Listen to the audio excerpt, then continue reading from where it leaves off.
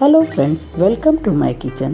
આજે આપણે આલુ સેવ ઘરે કઈ રીતે બનાવી તે જોઈએ. માર્કેટ જેવી પણ માર્કેટ કરતાં ઘણી સસ્તી અને ખૂબ જ ક્રિસ્પી આલુ સેવ બધી ટિપ્સ અને ટ્રિક્સ સાથે આજે આપણે બનાવશું. જો મારી આ રેસીપી ગમે તો વિડીયોને લાઇક શેર કરવાનું ભૂલતા નહીં અને ચેનલને સબસ્ક્રાઈબ જરૂરથી કરી લેજો. તો ચાલો, ચટપટી આલુ સેવ બનાવવા માટે મેં અહીંયા બાફેલા મીડિયમ સાઇઝના 4 બટેકા લીધા છે. હવે આ બટેકાને આપણે ચીઝ ખમણવાની જે ખમણી હોય તેનાથી ખમણી નાખવાની છે. આ બટેકાને આપણે આવી રીતે ખમણીએ તો આલુ સેવ બનાવવા માટે જરાય ગાંઠા રહેતા નથી, તેથી ખમણીને જ બટેકા લેવા જરૂરી છે. હવે આ રીતે આપણું બટેકાનું બધું ખમણ રેડી કરી લેવું. હવે આ બટેકા ખમણાઈ જાય ત્યારબાદ તેમાં આપણે મસાલા એડ કરવાના છે, એટલે કે લોટ એડ ન કરતાં સૌપ્રથમ તેમાં મસાલા નાખવા. હવે આમાં આપણે અમચૂર પાવડર નાખીએ છીએ. અમચૂર પાવડર થોડુંક ચડિયાતું નાખવું, તેથી ટેસ્ટ ખૂબ જ સરસ આવે છે. હવે એમાં આપણે 1 ચમચી જેટલો મરી પાવડર નાખ્યો છે. તમે લાલ મરચું પાવડર પણ નાખી શકો છો. ત્યારબાદ તેમાં ચપટી જ હળદર નાખવી અને હળદર નાખ્યા પછી થોડીક વધારે ચડિયાતી હિંગ નાખવી. હિંગ નાખ્યા પછી હવે તેમાં સ્વાદ મુજબ મીઠું એડ કરશું. આપણે મીઠાનું પ્રમાણ થોડુંક ઓછું નાખવું, કારણ કે પાછળથી આપણે તેમાં સંચળ પાવડર પણ એડ કરવાનો છે. હવે આ મસાલા નાખ્યા પછી એકવાર તેને બરાબર મિક્સ કરી લેવું. હવે આ બધું બરાબર મિક્સ થઈ જાય ત્યાર પછી તેમાં આપણે થોડુંક સંચળ પાવડર નાખવું, અને સંચળ પાવડરમાં ગાંઠા હોય છે એટલે તે પણ આપણે નાખ્યા પછી હવે તેને એકવાર ફરીથી મિક્સ કરી લેવું ખૂબ જ જરૂરી છે. ગાંઠા ન રહે તેનું ખાસ ધ્યાન રાખવું. હવે આ બધું મિક્સ કર્યા પછી હવે તેમાં લોટ એડ કરશું. લોટના પ્રમાણ માટે આપણે બટાકાના માવાનું પ્રમાણ જો 1 વાટકી હોય તો ચણાનો લોટ પણ તેમાં 1 વાટકી જ એડ કરવો. હવે આ ચણાનો લોટ નાખ્યા પછી આપણે તેમાં 1 થી 2 ચમચી ચોખાનો લોટ એડ કરવો છે. ચોખાનો લોટ નાખવાથી સેવ ખૂબ જ ક્રિસ્પી બને છે અને તેમાં તેલનું પ્રમાણ, એટલે કે સેવ તેલવાળી જરાય નહીં બને.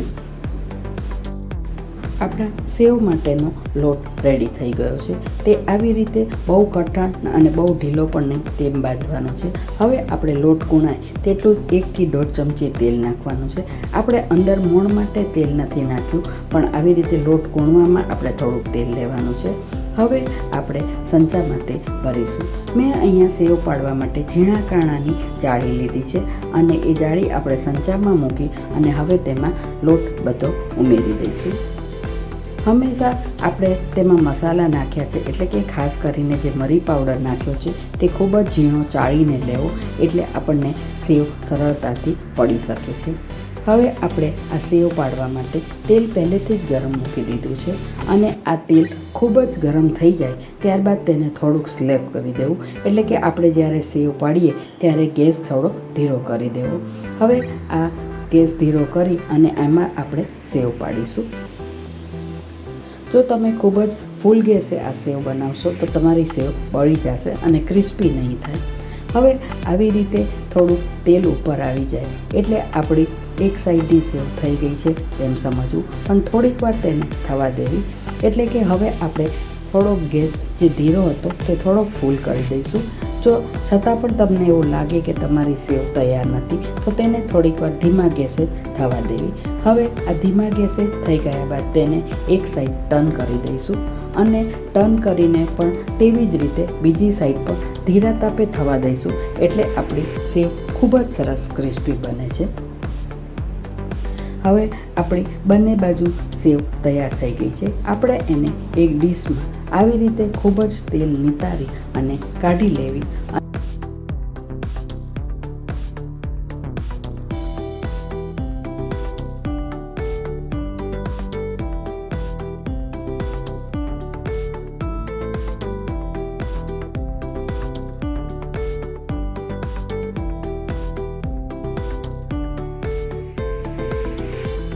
આ આલુ સેવને તળતી વખતે જો તમે તરત જ ટર્ન કરી દેશો તો તે સેવ બધી છૂટી પડી જશે અને ક્રિસ્પી પણ નહીં થાય. તેથી થોડીક વાર થાય પછી જ બીજી સાઈડ ટર્ન કરવી, અને આ ટર્ન કર્યા પછી જ્યારે આપણે ડીશમાં કાઢીએ ત્યારે થોડીક વાર પછી જ સર્વ કરવી, તેથી તે ક્રિસ્પી થઈ જાય. તમે જોઈને કેવી ક્રિસ્પી આલુ સેવ તૈયાર થઈ છે. ફ્રેન્ડ્સ, તમે પણ આ રીતે ઘરે જરૂરથી બનાવજો અને મને તેના વ્યૂ કોમેન્ટ બોક્સમાં જણાવજો. તમે પણ તમારી આલુ સેવની રેસિપી મારી સાથે શેર કરી શકો છો.